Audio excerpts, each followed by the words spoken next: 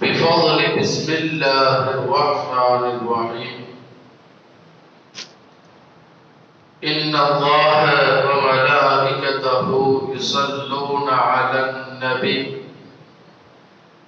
يا أيها الذين آمنوا صلوا عليه وسلموا تسليما. اللهم صل على سيدنا محمد وعلى آل سيدنا محمد وبارك وسلم عليه. اللهم صل على سيدنا محمد وعلى آل سيدنا محمد وبارك وسلم عليه. اللهم صل على سيدنا محمد وعلى آل سيدنا محمد. قرنت البركة بذاته ومحياه، وتعطرت العوالم بطيب ذكره ورياه. وأيضا قال الله تعالى: فاذكروني أذكركم واشكروا لي ولا تكفرون. وقال في موضع آخر: لئن شكرتم لأزيدنكم ولئن كفرتم إن عذابي لشديد. صدق الله العظيم. புகழ் அனைத்தும் அல்லாஹ் ஒருவனுக்கே உரித்தாக. அவனது ஸலாத்தும் ஸலாமும் எம்பெருமானார் முஹம்மது முஸ்தபா ரசூலே அக்ரம் ஸல்லல்லாஹு அலைஹி வஸல்லம் அவர்களின் மீது, அவர்களை பின்பற்றி வாழ்ந்த உத்தம சத்திய சஹாபாக்கள், தாபிஈன்கள், தபஉத் தாபிஈன்கள், ஷுஹதாக்கள், சாலிஹீன்கள், நாதாக்கள், நல்லோர்கள், இறைநேச செல்வர்கள், இந்த சபையிலே வீற்றிருக்கக்கூடிய நம் அத்தனை பேரின் மீதும் முழுமையாக நின்று நிலவட்டுமாக. ஆமீன். அன்பிற்குரிய அல்லாஹ்வின் நல்லடியார்களே, சிறப்பான ஒரு மஜ்லிஸிலே அல்லாஹ் தஆலா நம்மை எல்லாம் ஒன்று கூட்டியிருக்கிறார். அல்ஹம்துலில்லாஹ், அல்ஹம்துலில்லாஹ், ஹம்தன் தய்யிபன் முபாரக்கன் ஃபீஹ். அன்பிற்குரிய அல்லாஹ்வின் நல்லடியார்களே, அருமையான தாய்மார்களே,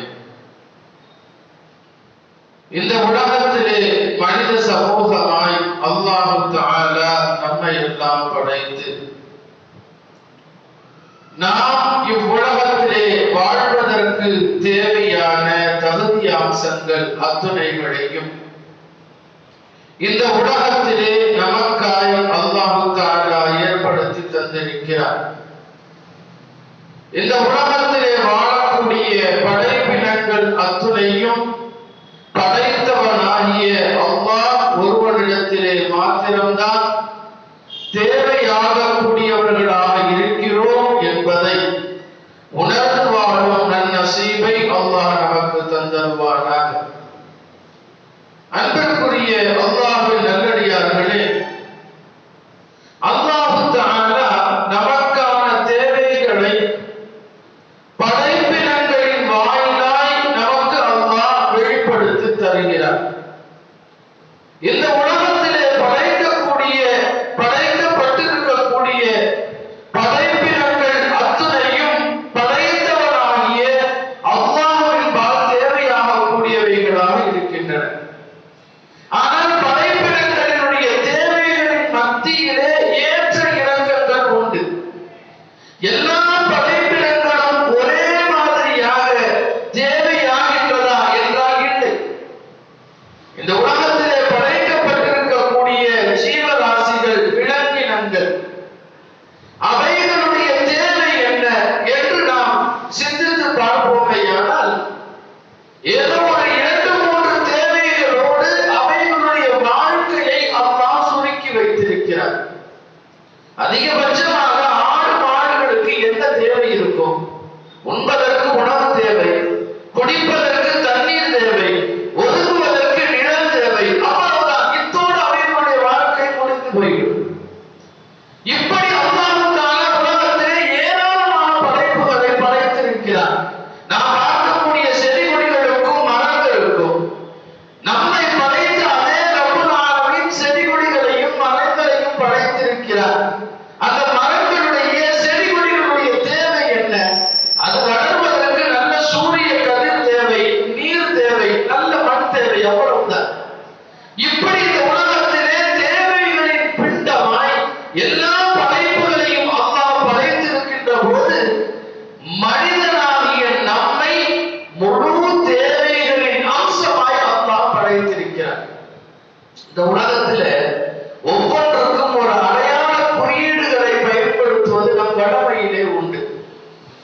விஷயத்தை அபாயம் என்று குறிக்க வேண்டுமேயானால் ஒரு மண்டை ஓடுடைய பழத்தை போட்டு 2 எலும்பு துண்டுகளை போட்டால் அது அபாயம் என்பதன் குறியீடு. நாம் வாகனத்திலே போகின்ற போது இந்த பாதையாக செல்லலாம் அல்லது இந்த பாதையாக திரும்பலாம் என்பதற்கெல்லாம் அடையாள குறியீடுகளை நாம் தெரிந்திருக்கிறோமா இல்லையா? அதுபோல தேவை என்பதற்கு ஒரு அடையாள குறியீட்டை போட வேண்டும் என்றால், தேவை என்பதற்கு ஒரு உருவகத்தை கொடுங்கள் என்று சொல்வோமையானால், தேவை என்ற அந்த பதத்திற்கு கண்ணும் காதும் மூக்கும் வாயும் கையும் காலும் வைத்து அடையாளம் போட்டால் முழுக்க முழுக்க அது மனுஷனாக தான் இருக்க முடியும். காரணம், மனிதனை போல அதிகம் தேவை கொண்ட எந்த படைப்பையும் அல்லாஹ் படைக்கல. இது நம்ம சொன்ன வார்த்தை இல்லை, குர்ஆனிலே அல்லாஹ் சொல்கிறார். குர்ஆனிலே அல்லாஹ் தஆலா சொல்லி காட்டுகிறார், "ஹலக லகும் மா ஃபில் அர்தி ஜமீஆ." 1 2 அல்லாஹ் சொல்லவே இல்லை. "ஹலக லகும்", உங்களுக்காக அல்லாஹ் படைத்து வைத்திருக்கிறான். எதை படைத்திருக்கிறான்? மா ஃபில் அர்தி ஜமீஆ, இந்த பூமியிலே உள்ளவைகள் அத்தனையும் உங்களுக்கு தான் அல்லாஹ் படைச்சிருக்கிறான். இது அதுதான் சொல்லல. அப்படியானால் இந்த பூமியிலே சுற்றித் திரியக்கூடிய ஆடு மாடுகளை அல்லாஹ் நமக்கு தான் படைத்திருக்கிறார். இந்த பூமியிலே நாம் பார்க்கக்கூடிய செடி வர்க்கங்களை, தாவர வர்க்கங்களை எல்லாத்தையும் அல்லாஹ் நமக்கு தான் படைச்சிருக்கிறார் என்று அல்லாஹ் குர்ஆனிலே பட்டியலிட்டு பேசுகிறார். ஒரு மனிதன் காலையிலே எழுந்தது முதல் அவன் இரவு உறங்கச் செல்கின்ற வரை எத்தனை தேவைகளை அல்லாஹ் அவனுக்கு நிறைவேற்றி வைக்கிறான். அவன் உறங்குவதற்கான படுக்கையிலே தொடங்கி, உண்ணக்கூடிய உணவிலே தொடங்கி, உடுத்தக்கூடிய ஆடையிலே தொடங்கி எல்லாவற்றிற்குமான தேவையை அல்லாஹ் நிறைவேற்றான். நம்ம வெறும் உணவு ஒரு வார்த்தையோட முடிச்சிடறோம். ஆனால் நமக்கான உணவை நம் கையிலே கொண்டு வந்து சேர்த்துவதற்கு எத்தனை பேர் அல்லாஹ் வேலை வாங்குறான்னு பாருங்க. நம்ம வீட்டுல ஒரு உணவை சமைக்கிறோம்னா ஒரு அரிசியை எடுத்துக்கங்களேன். அந்த அரிசி உணவாக மாறி நம்முடைய உணவு தட்டுக்கு வருது. அந்த உணவை நம்மிடத்திலே கொண்டு வந்து சேர்த்துவதற்கு அல்லாஹ் தஆலா ஆரம்பத்திலே விதை போட்ட விவசாயியிலே தொடங்கி, நீர்வாட்சியவனை தொடங்கி, அதை அறுவடை செய்பவன், அதை சீர்படுத்துபவன், அதை விளைச்சலுக்கு கொண்டு வந்தவன், அதை விற்பனை செய்தவன், கடைசியாக நம்ம வீட்டுக்கு வந்து சேர்ற வரைக்கும் எல்லார்கிட்டையும் வேலை வாங்கி அல்லாஹ் நம்மகிட்ட கொண்டு வந்து சேர்த்துறான். எதுக்கு நம்ம இதை யோசிக்கணும்? அப்பதான் நம்ம அல்லாஹ்வை விளங்க முடியும். அல்லாஹ் நம்மளை படைச்சவன், அல்லாஹ் நம்மளை பரிபாலிக்காம ஒரு வார்த்தையோட சொல்லி முடிச்சார். அப்படியானால் நம்முடைய தேவைகளை நாம் விரித்து பார்ப்போமையானால், சுப்ஹானல்லாஹ், என்னுடைய இத்தனை தேவைகளை அல்லாஹ் நிறைவேற்றுகிறான் என்றால் அது மலைத்து போக வேண்டிய விஷயம் இல்லையா? இன்னொரு பக்கம் பாருங்களேன், இந்த உலகத்திலே எந்த படைப்பினங்களுக்கும் இல்லாத இன்னொரு தேவை எது தெரியுமா? மனிதனிலே மாத்திரம்தான் அல்லாஹ் தஆலா பரிணாம வளர்ச்சியை வச்சிருக்கிறார். அதுவும் கூட ஒரு விதமான தேவையின் வெளிப்பாடு. மனுஷன்ல மாத்திரம்தான் பரிணாம வளர்ச்சி. பாருங்க, ஒரு 100 வருஷத்துக்கு முன்னாடி ஆடு மாடுகள் எதை சாப்பிட்டதோ அதையே தான் இன்னைக்கும் சாப்பிடுது. ஒரு 100 வருடத்திற்கு முன்னால் இருந்த எல்லா படைப்பினங்களும் எந்த நிலையை இருந்ததோ அதே நிலையில தான் இன்னைக்கு இருக்குது. 100 வருஷத்துக்கு முன்னாடி இருந்த ஆடு மாடுகள் இலைதழைகளை சாப்பிட்டது இன்னைக்கு வேற எதையாவது சாப்பிடுதுன்னு சொல்றோமா? கிடையாது. ஆனா இன்னைக்கு அல்லாஹ்வை பாருங்க, நமக்கு எவ்வளவு தூரம் இலகுவாக்கி இருக்கான். 100 வருஷத்துக்கு முன்னாடி இருந்த ஆடை இன்னைக்கு இல்ல, நவீனமாயிருச்சு. 100 வருடத்துக்கு முன்னாடி இருந்த வாகனம் இன்னைக்கு இல்ல, நவீனமாயிருச்சு. எல்லா விஷயத்திலே அப்படியானால் நமக்கு காலம் சார்ந்து, நேரம் சார்ந்து இந்த மனிதனுக்கு எது தேவை என்பதை சதா நமக்கு நிறைவேற்றிக் கொண்டிருப்பவனாக அல்லாஹ் இருக்கிறான். அதனாலதான் அல்லாஹ் குர்ஆன்ல சொல்லுவான், வஇன் தஅத்து நிஅமத்துல்லாஹி லா தஹ்சுஹா. அல்லாஹ் சொல்லி காட்டுறான், வஇன் தஅத்து நிஅமத்துல்லாஹ், அல்லாஹ் உங்களுக்கு வழங்கி இருக்கக்கூடிய நிஅமத்துகளை நீங்கள் பட்டியலிடுவீர்களேயானால் லா தஹ்சுஹா, உங்களால் ஒருபோதும் பட்டியலிட்டு முடித்து விட முடியாதுன்னு அல்லாஹ் சொல்றான். கணக்கு போடவே முடியாது. யாராவது ஒருத்தர் சொல்ல முடியுமா? எனக்கு 100 நியாமத் தான் இருக்கு? முழுக்க பொய். ஒவ்வொரு மனிதனுடைய சதா எல்லா நியாமத்துகளையும் அல்லாஹ் தஆலா படைப்பினங்களின் வாயிலாக வழங்கிட்டு இருக்கிறான். அப்ப நம்முடைய தேவைகளை முழுக்க முழுக்க முழுக்க நிறைவேற்றி தரக்கூடிய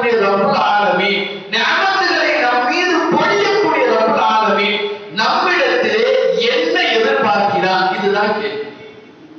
எல்லாத்தையும் அல்லாஹ் நமக்கு தந்தான், எல்லாவற்றையும் நமக்காக அல்லாஹ் படைத்தார். இத்தனை விஷயங்களை நமக்கு தந்த அல்லாஹ் நம்மிடத்திலே எதிர்பார்ப்பது என்ன? இந்த கேள்விக்கு பதில் வேணுமா இல்லையா? நம்ம அல்லாஹ்வை வணங்குறோம், அல்லாஹ் தான் என்னுடைய இறைவன் என்று சொல்லக்கூடிய நாம், அவன் எஜமானன், அவனுடைய அடிமை என்று நாம் சொல்லுகின்ற போது, எஜமானன் எனக்கு அனைத்தையும் தருகின்ற போது அவன் என்னிடத்திலே என்ன எதிர்பார்க்கிறான்? ஒரு கடையில வேலைக்கு இருக்கிறோம், முதலாளி கேட்கறதுதான் தர்றாரு. அப்ப நமக்கு கொஞ்சமாவது அந்த முதலாளிக்கு நியாயமா ஏதாவது செய்யணுமான்றது தெரியணுமா இல்லையா?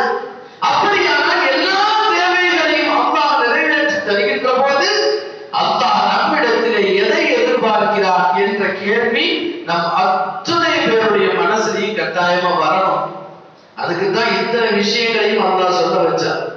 அப்ப நம்ம யதார்த்தமாக ஒவ்வொரு நாளும் அன்றாட நம்ம அல்லாஹ் இப்னு ஜௌசி ரஹ்மத்துல்லாஹி அலைஹி சொல்லுவாங்க, அல்லாஹ்வுடைய ஞானத்தை அங்க எங்கெல்லாம் போய் தேடாதீங்க. அல்லாஹ் உங்களுக்கு என்ன ஞானத்தை வழங்கி இருக்கிறார் என்று வெளியே போய் தேட வேண்டாம்.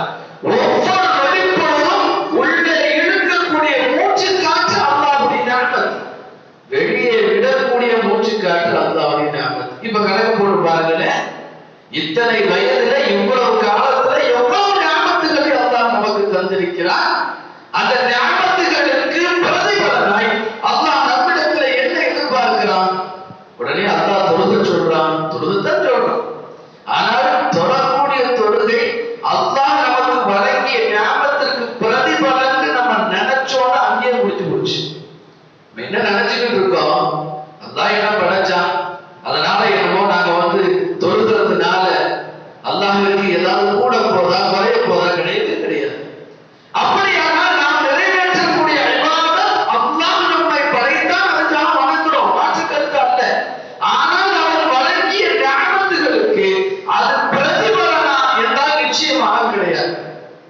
ஒரு ஹதீஸ் நபிகள் பெருமானார் ஸல்லல்லாஹு அலைஹி வஸல்லம் சொல்லி காட்டுவாங்க, அதாவது அல்லாஹ் வழங்கிய ஞாபகத்திற்கும் நம்முடைய வணக்க வழிபாடுகளுக்குமான ஒரு அழகான ஒப்பீட்டை நபிகள் பெருமானார் ஸல்லல்லாஹு அலைஹி வஸல்லம் சொல்லுவார். மறுமையினுடைய ஒரு நிகழ்வை அல்லாஹ் தஆலா நாயகம் ஸல்லல்லாஹு அலைஹி வஸல்லம் அவர்களுக்கு அறிவித்துக் கொடுப்பார். ஒரு அடியார் வாழ்ந்தார். எங்க வாழ்ந்தார்? நம்மள மாதிரி ஊரோடு சேர்ந்து வாழல. அவர் ஒரு சின்ன ஒரு மலை குன்று, சுத்தி கடல், எந்த மனுஷ நடமாட்டமே இல்லாத பகுதி. அவருடைய வேலை என்ன? பகல் முழுக்க நோன்பு வைப்பார், இரவு முழுக்க நின்று வணங்குவார். பகல் முழுக்க நோன்பு, இரவு முழுக்க நின்று வணக்கம். சரி, அப்ப அவருடைய அன்றாட தேவைக்கு என்ன செய்வார்? அதையும் ரசூலுல்லாஹ் சொன்னார். அந்த மலை குன்றினுடைய கீழ் அடிவாரத்திலே சுத்தி கடல் நீராக இருந்தாலும் ஒரு இடத்திலே அல்லாஹ் தஆலா மதுரமான நீரை சுரக்க செய்தார். ஒரு பாறைக்கு கீழே இருந்து நல்ல இனிப்பான நீர் சுரக்கும். அங்கேயே அல்லாஹ் தஆலா ஒரு மாதுளம்பழ மரத்தை அல்லாஹ் நட்டு வைத்தார். இந்த மனுஷன் என்ன செய்வாரா? கீழே இறங்கி வருவார். வந்து ஒவ்வொரு நாளும் அதிலே ஒரு மாதுளம்பழம் அதை எடுத்து சாப்பிடுவார். சாப்பிட்டு அந்த தண்ணீரை பருகுவார். மீண்டும் இபாதத் செய்ய போய்வார். இவ்வளவுதான் அவருடைய வேலை. அப்ப அவர் குடும்பத்தோடு வாழல, இன்னும் பிற வேலைகளை செய்யல. இப்படி இருந்த மனிதர் இத்தனையும் ரசூலுல்லாஹ் சொல்லிட்டு அடுத்து சொல்றதுதான் முக்கியமான விஷயம். இப்படி ஒரு மனிதர் வாழ்றார். வாழ்ந்த மனிதர் அல்லாஹ்விடத்திலே ஒரு தேவையை முன்வைக்கிறார். அல்லாஹ் துஆ செய்கிறார், யா அல்லாஹ் இவ்வளவு காலம் இபாதத்திலேயே இருக்கக்கூடிய வாய்ப்பை எனக்கு தந்துட்டேன். எனக்கு ஒரு ஆசை இருக்கு. என்ன? யா அல்லாஹ் நான் சஜ்தாலேயே மூத்தா போறேன். எவ்வளவு பெரிய ஆசை! யா அல்லாஹ் நான் சஜ்தாலேயே மூத்தா போறேன். அவருடைய அந்த ஆசையும் அல்லாஹ் நிறைவேற்றுகிறார். அப்ப அவர் சஜ்தாவிலேயே மரணமாகிறார். இப்ப நம்ம வெளிப்பார்வையில பார்ப்போமே, நம்மலாம் ஒரு நாளைக்கு 5 நேர தொழுகை என்பது அதிகபட்சமா போனா 1 மணி நேரம் தான். அவரை போல நாள் முழுக்க காலம் முழுக்க நோன்பு வச்சமான அதுவும் கிடையாது. அப்ப அவர் அத்தனை ஆண்டு காலம் நோன்பு வைத்திருக்கிறார். பகல் முழுக்க நோன்பு, இரவு முழுக்க நின்று வணக்கம். கிட்டத்தட்ட சஜ்தாவிலேயே மூத்தா போனார்னா எவ்வளவு பெரிய உயர்ந்த அந்தஸ்து! ரசூலுல்லாஹி ஸல்லல்லாஹு அலைஹி வஸல்லம் ஹதீஸ்ல சொல்லுவாங்களே, இன்னமா யதகர்ரபுல் அப்து இலல்லாஹி பிஸ்ஸஜ்தா. ஒரு அடியான் அல்லாஹ்வுடைய நெருக்கத்தை பெறுவதற்கான ஒரு அமல் என்று சொன்னால் அது சஜ்தா. சஜ்தாவின் மூலமாக தான் இறை நெருக்கத்தை பெற முடியும். இந்த மனுஷன் எவ்வளவு தூரம் அமல் செஞ்சிட்டார். இவர் நாளை மறுமையிலே அல்லாஹ்வின் சன்னிதானத்திற்கு அழைத்து வரப்படுகிறார். அவருடைய நன்மை தீமைகள் கணக்கு எல்லாம் முடிச்சதுக்கு அப்புறம் அல்லாஹ் தஆலா மலக்குமார்கள் இடத்திலே கட்டளையிடுவானா, அத்ஹிலுல் அப்த அல் ஜன்னத பிரஹ்மதி. சொல்லுவான் அல்லாஹ், மலக்குமார்கள் சொல்லுவான், என்னுடைய இந்த அடியாரை என் ரஹ்மத்தை கொண்டு பிஃபத்லி வ ரஹ்மதி, என் ரஹ்மத்தை கொண்டு இவரை நீ சுவர்க்கத்திலே நுழையவை அப்படின்னு அல்லாஹ் யாருக்கு கட்டளை கொடுப்பான்? மலக்குமார்களுக்கு சொல்லுவான். சொன்ன உடனே அந்த அடியான் அல்லாஹ்ட்ட கேட்பானா, யா அல்லாஹ் பல் பி அமலி, யா அல்லாஹ் ஒரு அமலை கொண்டு எனக்கு சொர்க்கம் கொடுக்கிறது சரி, ஆனா நான் செய்த அமல்களை கொண்டு இதை நான் பெற முடியாதான்னு கேட்பான். அப்ப அல்லாஹ் தஆலா அந்த அடியானுக்கு அவருடைய எண்ணத்திற்கு உண்டான பாடமாக பிற்காலத்தில் வரக்கூடிய எல்லாருக்கும் அல்லாஹ் பாடமாக்குறான். அதனால தான் அல்லாஹ் முன்கூட்டியே ரசூலுக்கு அறிவிச்சு கொடுத்தான். அப்ப அந்த அடியானுடைய அமல்களை அல்லாஹ் மலக்குமார்களுக்கு கணக்கு போட சொல்லுவான். இவ்வளவு காலம் அமல் செஞ்சிருக்காரு, இவர் செய்த அமல்களை ஒரு பக்கம் பட்டியலிடுங்க, இன்னொரு பக்கம் அவருக்கு நான் கொடுத்த நிஅமத்துகளை பட்டியலிடுங்க. ரெண்டு, இது ரெண்டுல நான் வழங்கிய ஞானத்திற்கு ஈடாக அவர் அமல் இருக்குதா இல்லையா கணக்கு போடுங்க. நல்லா யாப்ப வேலையை கொடுத்துட்டான், மலக்குமார்கள்ட்ட கொடுத்துட்டான். இப்ப மலக்குமார்கள் எல்லா கணக்கையும் முடிச்சு டேலி பண்ணி அல்லாஹ் அதற்குண்டான கணக்கை சமர்ப்பிப்பாங்களா? யாரெல்லாம் இந்த மனிதனுக்கு கண்ணை கொடுத்து கண்ணில் நீ பார்வையை கொடுத்தில்ல, அந்த ஞாபகத்துக்கு ஈடாக கூட அமல் இல்லைன்னு நம்ம முடிஞ்சு போச்சு. உடனே அல்லாஹ் தஆலா அப்படின்னா அமலின் காரணமா இவருக்கு நரகத்துக்கு தூக்கிட்டு போடுறோம். பிறகு அந்த அடியான், யா அல்லாஹ் உன்னுடைய ரஹ்மத்தை கொண்டு எனக்கு சொர்க்கத்தை கொடு என்று அந்த அடியான் கேட்டதன் பின்னால் மீண்டும் அவனுக்கு அல்லாஹ் சொர்க்கத்தை கொடுத்து அனுப்புவான் என்று நபிகள் பெருமானார் ஸல்லல்லாஹு அலைஹி வஸல்லம் சொல்ல வர்றாங்க. இப்ப நம்ம விளங்க வேண்டியது என்ன? நம்முடைய அமல்களால் அல்லாஹ் வழங்கிய ஞானத்துக்கு ஈடாக முடியவே முடியாது.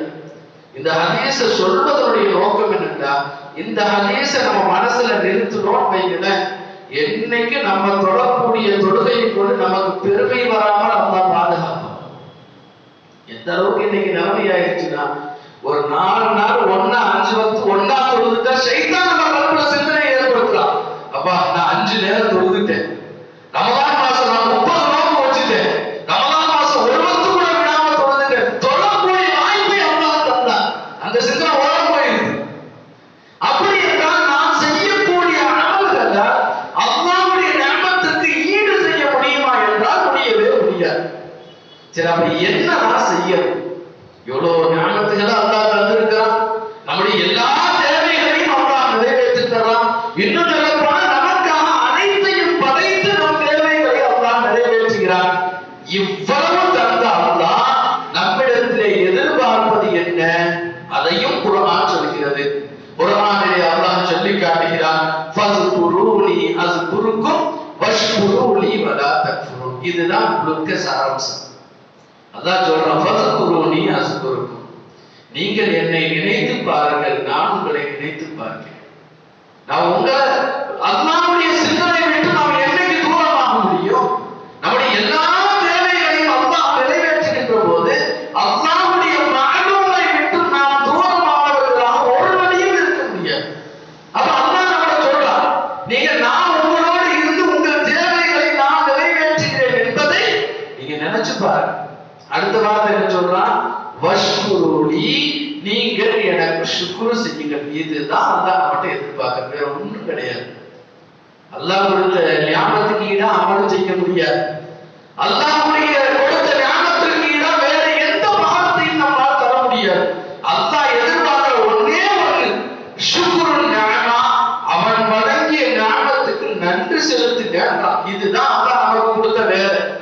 இந்த ஒரே ஒரு வேலையை தான் அல்லாஹ் நம்மிடத்திலே எதிர்பார்க்கிறார்.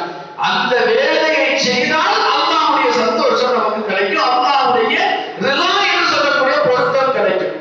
இன்னொரு விஷயம் தெரியுமா? ஷைத்தானை பத்தி நிறைய கேள்விப்பட்டிருப்போம். ஷைத்தான் ஆரம்பத்திலே அல்லாஹ்ட்ட கங்கணம் கட்டிட்டு வந்தவன். அல்லாஹ் தஆலா யாரும் நபிக்கு சஜ்தா செய்யலன்னு கிளம்புறான்னு மிரட்டிட்டான்.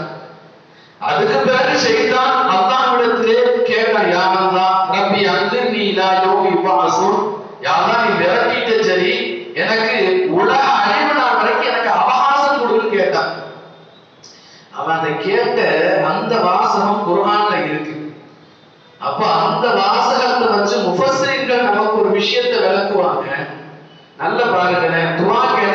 ஷைத்தான். பெரிய வலியுண்டாவை கேட்டது, துஆவை கேட்டது ஷைத்தான் அல்லாஹ்வை கேட்டிருக்கான். ரப்பி அன்னிர்னி இலா யௌமி யுபஅஸூன், யா அல்லாஹ் கியாமத் நாள் வரை எனக்கு அவகாசம் கொடு அப்படின்னு துஆ கேட்டது ஷைத்தான். அல்லாஹ் அதை ஏத்துக்கிட்டதாகவும் குர்ஆன்ல சொல்றான். ஏன் அல்லாஹ் ஏத்துக்கிட்டான்? ஷைத்தான் துஆவை அல்லாஹ் ஏத்துக்கிறானே எப்படி? அதுக்கு அந்த ஆயத்தின் கீழே முஃபஸ்ஸிரீன்கள் சொல்லுவாங்க, முதல் காரணம் என்ன தெரியுமா? அவன் அல்லாஹ்வை ரப்பாக ஏற்றுக்கொண்டான், அதனால அல்லாஹ் கொடுத்தான். அவன் கேட்ட வார்த்தையை பாருங்க, ரப்பி என்னுடைய இறைவான்னு கேட்டான். அவன் என்னதான் பாவம் செஞ்சாலும் அவனுடைய எண்ணம் என்ன? என்னை படைத்து பரிபாலிப்பது அல்லாஹ்தான், அந்த எண்ணம் இருந்துச்சு. அதோட அவன் கேட்டது யார்கிட்ட கேட்டான்? அல்லாஹ்கிட்ட கேட்டான். என்ன சொன்னான்? யா அல்லாஹ், நீ தான் எனக்கு அவகாசம் கொடுக்க முடியும், நீயே கொடு. அப்ப எப்ப அல்லாஹ்வை ரப்பாக ஏற்றானோ, ஏற்றவனுடைய துஆவை அல்லாஹ் அங்கீகரித்தான். விஷயம் என்னன்னா, அது கீழே ஒரு விஷயமாக அந்த ஷைத்தானுடைய நிகழ்வு வரும். இப்ப ஷைத்தான் அல்லாஹ்ட்ட அவகாசம் கேட்கணும்னு சொல்லுவான், யா அல்லாஹ் உன்னுடைய இஹ்லாஸான அடியார்களை தவிர எல்லாரையும் நாலா பக்கம் வந்து கெடுப்பேன், எல்லா வகையிலையும் கெடுப்பேன். அவன் கெடுக்கிறதுக்கு உண்டான தாரக மந்திரம் என்னன்றதையும் அதே குர்ஆன்ல அல்லாஹ் சொல்லிட்டான். ஷைத்தான் அவளை கெடுப்பான்றது உண்மைதானே? அவன் வேற அதானே? நம்ம என்ன அமலை செய்தாலும் அதுல வஸ்வசாவை, அதுல இடைஞ்சலை ஏற்படுத்துவது ஷைத்தானின் வேலை. அதை செய்வேன் அல்லாஹ் எழுதி கொடுத்து தான் வந்திருக்கான். ஆனா அவன் அதுக்காக பயன்படுத்துற ஆயுதம் என்ன தெரியுமா? அதையும் குர்ஆன்ல அல்லாஹ் சொல்றான், வலா தஜிது அக்ஸரஹும் ஷாக்கிரீன். ஷைத்தான் சொன்ன வார்த்தை, ஷைத்தான் அல்லாஹ்ட்ட சொன்ன வாக்குறுதி அது. ஷைத்தான் சொன்ன, யா அல்லாஹ் எல்லாரையும் கெடுப்பேன். எப்படி கெடுப்பேன் தெரியுமா? வலா தஜிது அக்ஸரஹும் ஷாக்கிரீன். நான் கெடுப்பதால் அவங்கள அதிகமான பேர் நன்றி செலுத்துபவர்களாக இருக்க மாட்டாங்க. அப்ப மனிதர்களை நன்றி செலுத்த விடாமல் நான் கெடுப்பேன். அப்ப அவன் வேலை என்ன? நன்றி செலுத்துவதை விட்டும் தடுப்பதுதான் அவன் வேலை. அப்ப நன்றி செலுத்த மறப்பது எதுக்கு சமமாயிருது? குஃப்ருக்கு சமம். அதனாலதான் அல்லாஹ் தஆலா குர்ஆன்ல சொல்றான் பாருங்க. அல்லாஹ் தஆலா குர்ஆன்ல என்ன சொல்றான்? அதாவது ஃபஸ்குருனி அஸ்குருக்கும். அடுத்த வார்த்தை பாருங்க, வஷ்குருலி, நீங்க எனக்கு நன்றி செலுத்துங்க. அடுத்த வார்த்தை என்ன செய்யணும்? எனக்கு நன்றி செலுத்துங்க. நன்றி மறக்காதீங்கன்னா எதிர்ப்பதம் வரணும். இன்பம் என்று சொன்னால் எதிர்ப்பதம் துன்பம், ஆண் என்று சொன்னால் எதிர்ப்பதம் பெண். இப்படி ஒவ்வொன்றுக்கும் எதிர்ப்பதம், உண்மை என்று சொன்னால் எதிர்ப்பதம் பொய். அப்ப நேர் எதிர்ப்பதம் தானே சொல்லணும். அல்லாஹ் குர்ஆன்ல சொல்றான் பாருங்க, வஷ்குருலி, நீங்க எல்லாரும் எனக்கு நன்றியோடு நடங்க. நீங்க நன்றி மறந்துடாதீங்கன்னு அல்லாஹ் சொல்லல. வலா தக்ஃபுரூன், எனக்கு நீங்கள் மறுத்து விடாதீர்கள், குஃப்ர் செய்யாதீங்கன்றான். அப்ப நன்றி மறப்பது என்பது குஃப்ருக்கு நிகரானது என்று குர்ஆன் சொல்லிக்காட்டு. அப்ப அதான் ஷைத்தானுடைய வேலை. நம்மை நன்றி மறக்க செய்துவிட்டால் அல்லாஹ்வை விட்டு நம்முடைய சிந்தனை திசை திருப்பிவிடும். அவ்வளவுதான். அப்ப அந்த இடத்துல அவன் நம்மளை பிடிச்சிட்டு எல்லாம் அவனே ஆட்டி படிக்கிறான். அப்ப எதை அல்லாஹ் நம்மகிட்ட எதிர்பார்க்கிறான்? அந்த சுக்ரை மட்டும்தான் அல்லாஹ் நம்மகிட்ட எதிர்பார்க்கிறான். அப்ப அந்த சுக்ர் எப்படியெல்லாம் அல்லாஹ்வுக்கு செய்யலாம்? முஹத்திஸீன்கள் சொல்லி காட்டுவார்கள், சுக்ர் 3 வகை. சுக்ர் 3 வகை, 3 நிலையில அல்லாஹ்வுக்கு சுக்ர் செய்யலாம். முதலாவது சுக்ர், சுக்ரும் பில் பதன், நம்முடைய உடலால் அல்லாஹ்விற்கு நன்றி செலுத்துவது. இந்த உடம்பை கொடுத்தது அல்லாஹ், இந்த பார்வையை கொடுத்தது அல்லாஹ், கேள்வி கொடுத்தது எல்லாமே அல்லாஹ் தான் கொடுத்தான். பல நிலைகள்ல யதார்த்தத்துல நம்முடைய நாவுகள் விளங்கியோ விளங்காமையோ இந்த விஷயத்த சொல்லிடுறோம். என்ன சொல்றோம்னா, வண்டி சாவிய ஒரு டேபிள் மேல வச்சிருப்போம், அங்கேயே தேடிக்கிட்டு இருப்போம். அதே டேபிளை தான் பார்ப்போம், அந்த டேபிளோட எல்லா பொருளையும் பார்ப்போம், சாவி மட்டும் கண்ணுக்கு தெரியல. என்ன சொல்றாங்க வார்த்தை? கவனிக்கல அல்ல, அதை விட்டும் நம் பார்வையை அல்லாஹ் நவுத்திட்டு அதனால தெரியாது. சிம்பிளா தான் நம்ம என்ன சொல்றோம்? வார்த்தை அதை கவனிக்கிறது எங்க கவனிக்கிறோம்? அப்ப பார்வை எப்படி நமக்கு சொந்தமா இருக்க முடியும்? சொந்தக்காரன் அல்லாஹ். அல்லாஹ் இத பார்க்கணும், நாடுனாதான பார்க்க முடியும். அதை விட்டு பார்வையை அல்லாஹ் எடுத்துட்டான். இன்னொன்னு, நம்ம கிட்ட ஏதாவது சில வார்த்தைகள் நம்ம யதார்த்தம் சொல்றோம், அது யதார்த்தமாக நடந்துருச்சுன்னு சொல்றோம். அதே வார்த்தை என்ன, இது யதார்த்தமாக விட எதிர்பாராத விதமாக நம்ம என்ன எதிர்பார்க்கிறது நடக்கிறது. நாளைக்கு என்ன நடக்கும் தெரியுமா? தெரியாது. குர்ஆன்ல அல்லாஹ் சொல்றான், வமா தஷாஉன இல்லா ஐயஷா அல்லாஹ்.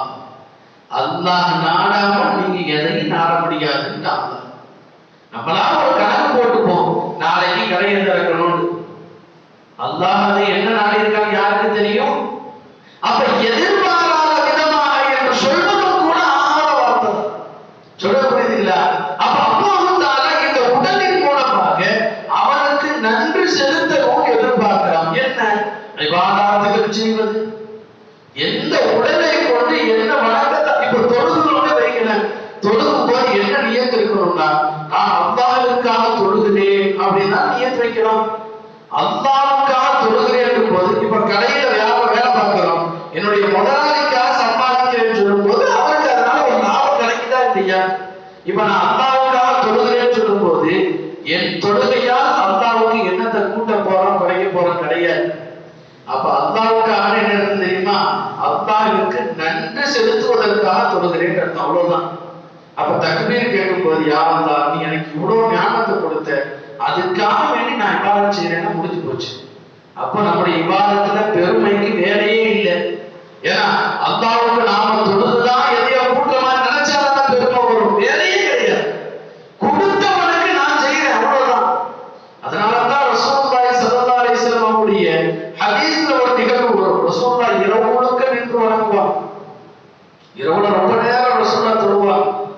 பொதுவாகவே ரசூலுல்லாஹி ஸல்லல்லாஹு அலைஹி வஸல்லம் ஒரு ஹதீஸ்ல வந்து நான் இப்னு மஸ்ஊத் ரலியல்லாஹு அன்ஹு நினைக்கிறேன், ரசூலுல்லாஹ் மஸ்ஜித் நபவியில தொழுகிறத பார்த்துட்டா யாராவது சஹாபாக்கள் இருந்தாலும் வந்து நின்று தொழுக ஆரம்பிச்சிடுவாங்க. ரசூலுல்லாஹ் 5 நேர தொழுகையை ஜமாத்தா தொழு வைக்கும் போது, இமாமா நின்று தொழு வைக்கும் போது ரொம்ப விரிவா தொழு வைக்காம, ஏன்னா எல்லாருக்கும் அதை கொண்டு சலைவு ஏற்படாமல் இருக்க சுருக்கமா ரசூலுல்லாஹ் முடிச்சிருவாங்க. ஆனா என்னைக்காவது ரசூலுல்லாஹ் தனியா தொழுக நிறுத்திட்டாங்கன்னா அவங்களை யாரும் நிறுத்த முடியாது. இது ஹதீஸுடைய வாசம். ஹஜ்ரத் இப்னு மஸ்ஊத் ரலியல்லாஹு சொல்றாங்க, ஒரு நாள் மஸ்ஜித் நபவிக்கு வந்து ரசூலுல்லாஹ் தொழுதுகிட்டு இருந்தாங்க. சரி ரசூலுல்லாஹ் தொழுகிறாங்களே பின்னாடி இருந்து தொழுதுருவோம் அப்படின்னு நான் தக்பீர் கட்டி நின்னுட்டேன். முதல் ரக்காத்துல சூரா பக்கரா, முதல் ரக்காத்துல சூரா பக்கரா ரசூலுல்லாஹ் ஓதுறாங்க. இரண்டாவது ரக்காத்துல சூரா ஆல இம்ரான் ரசூலுல்லாஹ் ஓதுறாங்க. இது ஏதோ ரமலானுடைய மாசம் சிறப்பான நாள் எதுவும் கிடையாது. யதார்த்தத்துல ஏதோ வளமையான நாள்ல ரசூலுல்லாஹ் அப்படி தொழுறாங்க. இப்னு மஸ்ஊத் ரலியல்லாஹு சொல்றாங்க, அந்த இரண்டாவது ரக்காத்தோட நான் சலாம் கொடுத்துட்டு கிளம்பிட்டேன்வாங்க. இதே போல ஒரு ஹதீஸ் ஆயிஷா நாயகி சொல்றாங்க, ரசூலுல்லாஹ் தொழுது தொழுது தொழுது ரொம்ப நேரம் நின்றதுனால காலெல்லாம் அப்படியே வீங்கி போயிடுச்சு. ஹதீஸ்ல எப்படி வரும், ஹத்தா தவர்ரகத் கதமாஹு, ரசூலுல்லாஹ்வுடைய காலெல்லாம் வீங்கி போச்சு. அப்போ ஆயிஷா நாயகி கேட்பாங்க, யா ரசூலுல்லாஹ் உங்களுக்கு தான் முன்பின் பாவங்கள்லாம் மன்னிக்கப்பட்டுருச்சு, பாவம் செய்தவர்களும் நீங்க இல்லையே, இப்படி இருக்கும் போது நீங்க இவ்வளவு தூரம் நின்று அமல் செய்வதற்குரிய தேவை என்ன இருக்கு? அதுக்கு தான் ரசூலுல்லாஹ் பதில் சொல்றாங்கன்னா, அஃபலா அகூன அபுதன் ஷகூரா, நான் அல்லாஹ்விற்கு நன்றி செலுத்தும் அடியானா இருக்க வேண்டாமான்னு கேட்பாங்க. இதுதான் தேவை. அப்ப நம்ம செய்யக்கூடிய இபாதத்தின் மூலமாக என்ன எண்ணம் இருக்கணும்? நான் இந்த உடலை தந்த அல்லாஹ்விற்கு இந்த உடலால் நான் நன்றி செலுத்துறேன். அது தொழுகையா இருக்கட்டும், நோம்பா இருக்கட்டும், எதுவா இருக்கட்டும். நோம்பு நல்லா சாப்பிடுறோம், இஃப்தார்ல நோம்பு திறக்கிறோம் அப்படின்னு என்னமோ இது ஒரு தனி அமலா பார்க்க வேண்டியது இல்லை. என்ன படைச்ச அல்லாஹ் என்ன எப்ப சாப்பிட சொல்றானோ அப்ப சாப்பிடுறேன், அவ்வளவுதான். பாருங்க, நோம்பு இத்தனை விஷயத்தையும் நமக்கு அல்லாஹ் படைச்சிருக்காங்க. குர்ஆன்ல அல்லாஹ் சொல்றாங்க, ஹலகலகும் மா ஃபில் அர்தி ஜமீஆ, எல்லாத்தையும் உங்களுக்கு தான் படைச்சிருக்கேன் அல்லாஹ் சொல்லிட்டான். இப்படி சொன்ன அல்லாஹ் எதுக்கு நமக்கு ஒரு 10 மணி நேரம் வயிற்ற காலியா போட சொல்லணும்? சந்தேகம் இருக்குமா இல்லையா? அப்ப சாப்பாடு அல்லாஹ் தான் படைச்சான், உணவை பயன்படுத்த சொல்லி அல்லாஹ் தான் கட்டளையிடுறான். அந்த அல்லாஹ் சாப்பிடாம இருந்தேன் ஏன் சொல்லணும்? அப்ப அல்லாஹ் அவனுக்கு வழிபடுறதை விரும்புறான். என்ன, பொதுவாக அன்றாட வழமையில் சாப்பிட நம்ம இதுவரை வாழ்க்கையில வழமையில சாப்பிட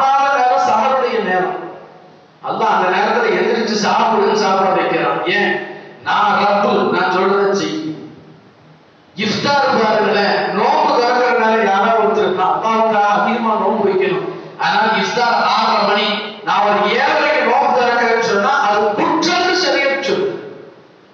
நோன்பு திறக்கும் நேரம் வந்துவிட்டால் அஜ்ஜிலு, விரைவுபடுத்துங்கன்றத ஷரியத். அப்ப என்ன அர்த்தம்?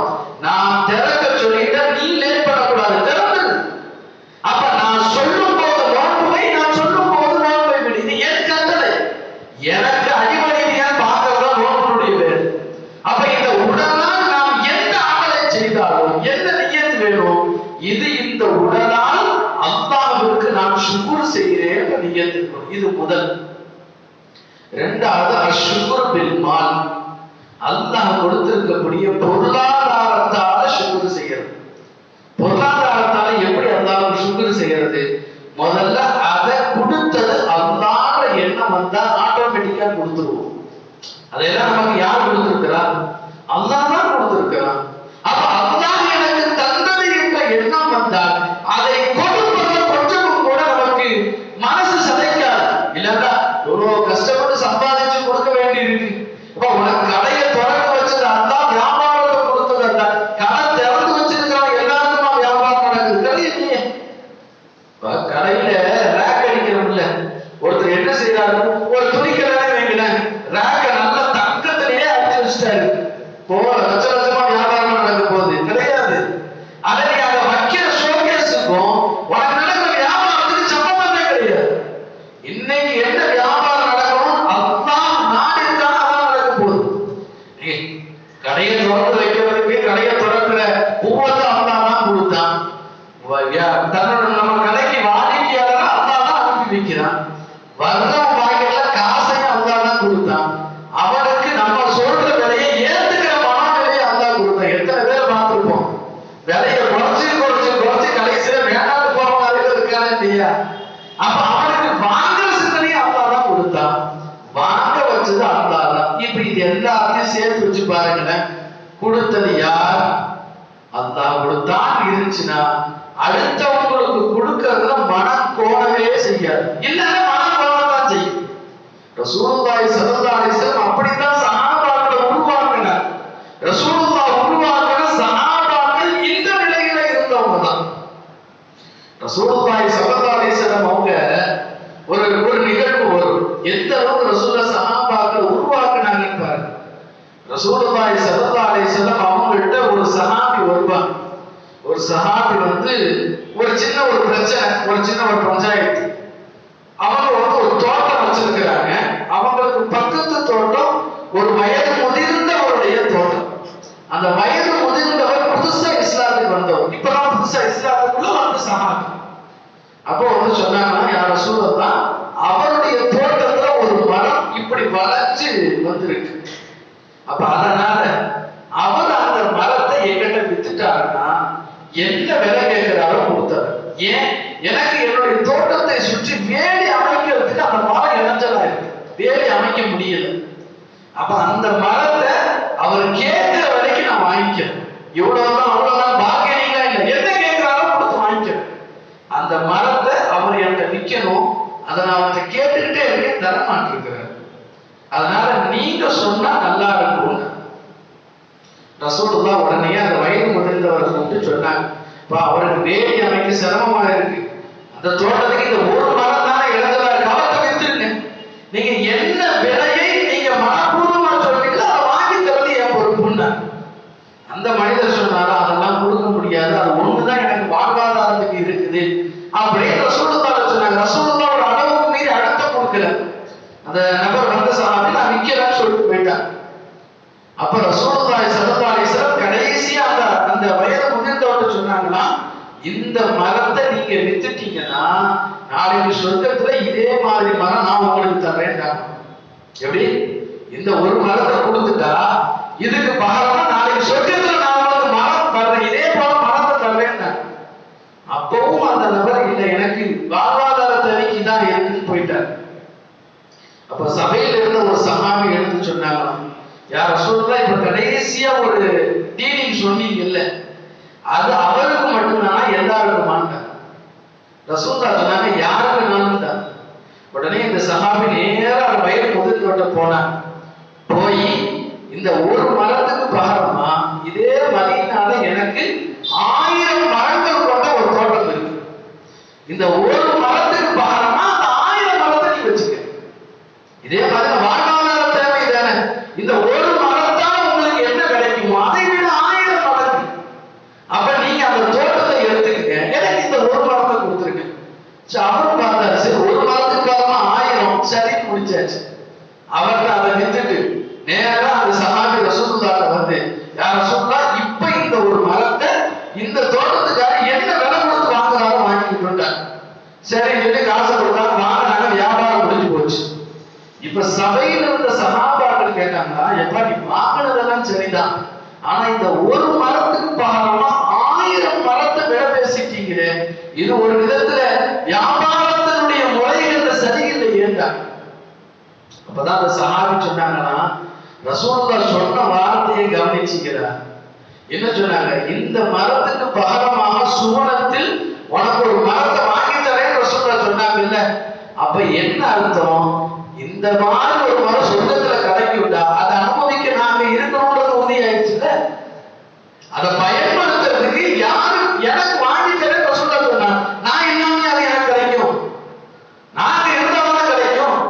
அப்ப ரசூலுல்லாஹ் அதைத்தான் சொன்னாங்க. அவர் அதை விளக்கல, நான் அதை விளக்கிட்டேன். அதனால எனக்கு இந்த 1000 மரம் போனா என்ன, சொர்க்கத்துல எனக்கு இடம் உண்டு.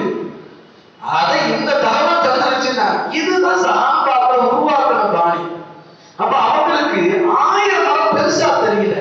காரணம், கொடுத்தது அல்லாஹ் ரசூலுல்லாஹ் மனசுல விதைச்சிட்டாங்க. இதுதான் முக்கியம். அப்ப இந்த சுக்ரை தான் அல்லாஹ் நம்மிடத்திலே எதிர்பார்க்கிறான். கடைசியா 3வது சுக்ர் என்ன, நேரம் இதுக்கே அதிகமாயிருச்சு. கடைசியா 3வது சுக்ர் என்ன, சுக்ரும் பில் கௌல், வாயால் நாவால் சொல்லக்கூடிய சுக்ர். முதல்ல உடம்பால செய்யக்கூடிய சுக்ர் இபாதத்துகள் எல்லாம். இரண்டாவது பொருளால், அது 1 ரூபாய் கொடுத்தாலும் சரி 100 ரூபாய் கொடுத்தாலும் சரி, என்ன கொடுக்குறோமோ அல்லாஹ்வுக்கு நம்ம கொடுத்துறது, இது இரண்டாவது. மூணாவது நாவால் சொல்லக்கூடிய சுக்ர். அது என்ன, எக்காரியம் நடந்தாலும் அல்ஹம்துலில்லாஹ், இது அல்லாஹ்வுக்கு செய்யக்கூடிய முதல் சுக்ர். வாழ்க்கையில எத்தனை விஷயங்கள் நடக்குது. இங்க இருந்து ஒரு சேலம் வரைக்கும் பயணம் பண்றோம், வண்டி எடுத்தோம், கிளம்பணும், போய் இறங்கணும், இதோட நம்ம சிந்தனை முடிஞ்சிருந்தே தவிர, அப்ப இங்க இருந்து அங்க வரைக்கும் இடையில எத்தனையோ வாகனங்கள் இடையில வந்திருக்கும். எந்த வாகனத்தையும் நம்மோடு மோத விடாம நம்மள பாதுகாப்பா அல்லாஹ் கொண்டு போய் சேர்த்தானா இல்லையா? அல்லாஹ்க்கு அதுக்கு சுக்ர் செய்யணுமா இல்லையா? அப்ப அந்த அல்ஹம்துலில்லாஹ் என்ற சொல் ஒரு உன்னதமான வார்த்தை. அதைத்தான் ரசூலுல்லாஹ் போதிப்பாங்க. நம்ம எல்லாத்துக்கும் ரசூலுல்லாஹ் துஆவை கற்றுக் கொடுத்திருக்காங்க தெரியுமா இல்லையா? நம்ம மற்ற பிள்ளைகளுக்கு சொல்லுவோம், சாப்பிடும் போது ஓதும் துஆ, சாப்பிட்டு முடித்த பின் ஓதும் துஆ, தூங்கும் போது ஓதும் துஆ, தூங்கி எந்திரிச்சோம். எதுக்கு அது? தொழுகும் போது நியத் வைக்கிறோம், சரி. சாப்பிடுறது சாப்பிடுறோம், வயிற்று நிரப்புறோம், இதுல என்னத்துக்கு? அப்ப அல்லாஹ் அங்கேயும் அவனுடைய சிந்தனையை மறக்காமல் கொடுத்தவனுக்கு நன்றி செலுத்தத்தான் ரசூலுல்லாஹ் துஆவை கற்றுக் கொடுத்தார். அப்ப நம்ம துஆன்ற எல்லையோடு நின்றுட்டோம். அது எதுக்குன்னு பார்வை வரல. நம்ம இந்த அல்ஹம்துலில்லாஹ் இருக்கிற எவ்வளவு உன்னதமான வார்த்தை அப்படின்னா, இந்த உலகத்தில் இன்னும் சொல்ல போனா உலகம் படைக்கப்படுவதற்கு முன்னால், இந்த உலகத்தினுடைய மனித சமுதாயம் படைக்க ஆரம்ப நிலையில் பேசப்பட்ட முதல் வார்த்தை அல்ஹம்துலில்லாஹ். ஆதம் அலைஹிஸ்ஸலாம் பேசின முதல் வார்த்தை அல்ஹம்துலில்லாஹ். இந்த முழு உலகமும் அழிக்கப்பட்டு எல்லா கேள்வி கணக்கெல்லாம் முடிச்சுட்டு கடைசியாக பேசப்படும் வார்த்தையும் இதே அல்ஹம்துலில்லாஹ். அப்போ முழு உலகத்தையும் அல்லாஹ் அல்ஹம்துலில்லாஹ் தொடங்கி அல்ஹம்துலில்லாஹ் முடிச்சிருக்கான். அல்லாஹ் ஆதம் அலைஹிஸ்ஸலாம படைச்ச உடனே ரூஹ் அல்லாஹ் உள்ள, அல்லாஹ் தஆலா ஆதம் நபியை மண்ணால் படைத்து உள்ளே அல்லாஹ் ரூஹை செலுத்திய மாத்திரத்தில் ஹஜ்ரத் இமாம் நபவி அவர்களுடைய 40 கிதாபுல இந்த தகவலை பதிவு செய்வாங்க. உள்ள ரூஹை செலுத்திய மாத்திரத்தில் தும்மல் ஏற்பட்டுச்சு. தும்மல் ஏற்பட்டுச்சு. ஏற்பட்ட உடனே ஆதம் அலைஹிஸ்ஸலாம் சொன்ன முதல் வார்த்தை அல்ஹம்துலில்லாஹ். அதுக்கு நம்ம சொல்ற மாதிரி இர்ஹம்துல்லாஹ், அந்த வார்த்தையை முதல்ல சொன்னது அல்லாஹ். அல்லாஹ் தான் சொன்ன இர்ஹம்துல்லாஹ், என்னை புகழ்ந்த உனக்கு அல்லாஹ் ரஹ்மத் செய்யட்டும் அப்படின்னு சொல்லி இர்ஹமுக்க, எனக்கு அல்லாஹ் தஆலா உனக்கு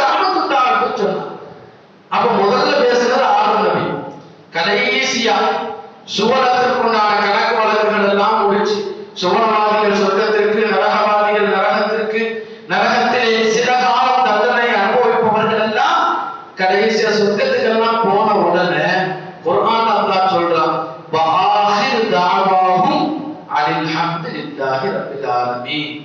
அவர்களுடைய கடைசி வார்த்தை என்னவா இருக்கும்? அல்ஹம்துலில்லாஹ்.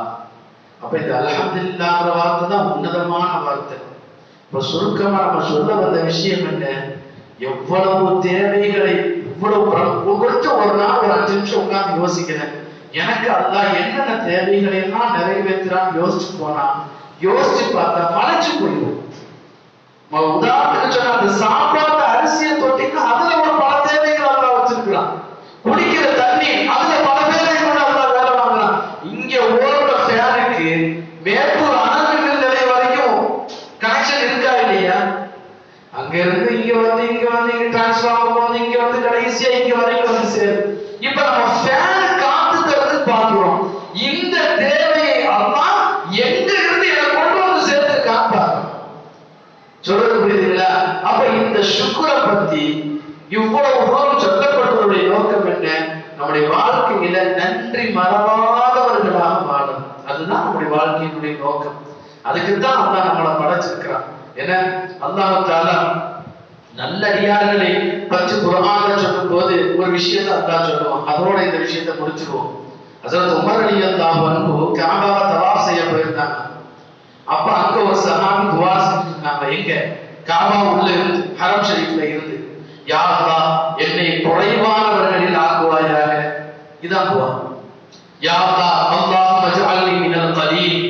யா அல்லாஹ் என்னை குறைவான நபர்களில் ஆக்குவாயாக துஆ செய்தாங்க. ஒரு வித்தியாசமான துஆ. உமர் ரலியல்லாஹு அன்ஹு கூப்பிட்டு கேட்டாங்க. எல்லாரும் அல்லாஹ்ட்ட நிறைய கேட்பாங்க. நீங்க ஹரமுக்குள்ள இருந்து யா அல்லாஹ் கம்மியில இருந்து ஆக்கு, கம்மியில இருந்து ஆக்கு கேட்டா என்ன அர்த்தம்? அப்பதான் அந்த சஹாபி சொல்றாங்க, குர்ஆன்ல அல்லாஹ் சொல்லிருக்கான், வ கலீலும் மின் இபாதியஷ் ஷகூர். அல்லாஹ் குர்ஆன்ல சொல்றான், என் அடியார்களில் மிக குறைவான பேர்கள் தான் எனக்கு நன்றி செலுத்துபவர்கள் அப்படின்னு குர்ஆன்ல அல்லாஹ் சொல்றான். அப்ப இந்த சஹாபி துஆ என்ன? யா அல்லாஹ் குறைவானவர்கள் நன்றி செலுத்துவாங்கல்ல, அவர்களிலே இருந்து என்னை ஆக்கி. அப்ப என்ன நன்றி செலுத்துவோம் ஆக்குன்றதை இப்படி கேட்டாங்க. அப்ப இன்ஷா அல்லாஹ் அல்லாஹ் தஆலா அவனுடைய வாசகத்தின் அடிப்படையிலே அந்த குறைவானவர்களுடைய பட்டியலில் அல்லாஹ் நம்மையும் சேர்த்தல்வானாக. அல்லாஹ்விற்கு நன்றி செலுத்தக்கூடியவர்களாக அல்லாஹ் நம்மை ஆக்கிடுவானாக.